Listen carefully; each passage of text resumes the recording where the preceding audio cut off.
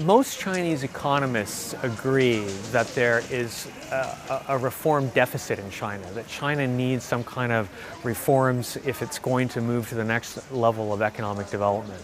There's a need to liberalize the banking system, to reduce the power of state enterprises.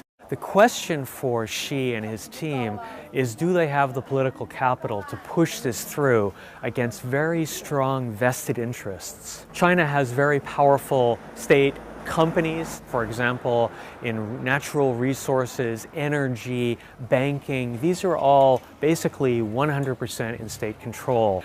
They are not going to want to see their quasi-monopolies or oligarchies challenged by more market-driven reforms. And yet it's exactly these kind of reforms that people think are necessary for China to take the next step. Xi rose through his career in the mostly in the eastern provinces of China, where there was an emphasis on economic growth and trying to open up business and commerce to the outside world.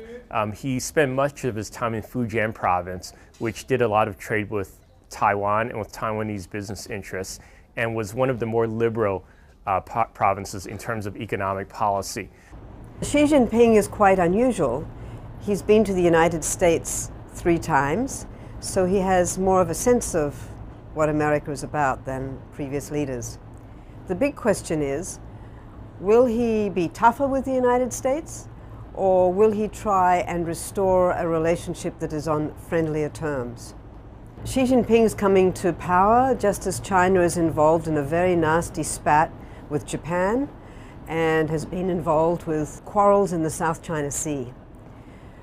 I think we can expect Xi Jinping to be very tough with the Japanese, and equally on the South China Sea, he's not going to give an inch.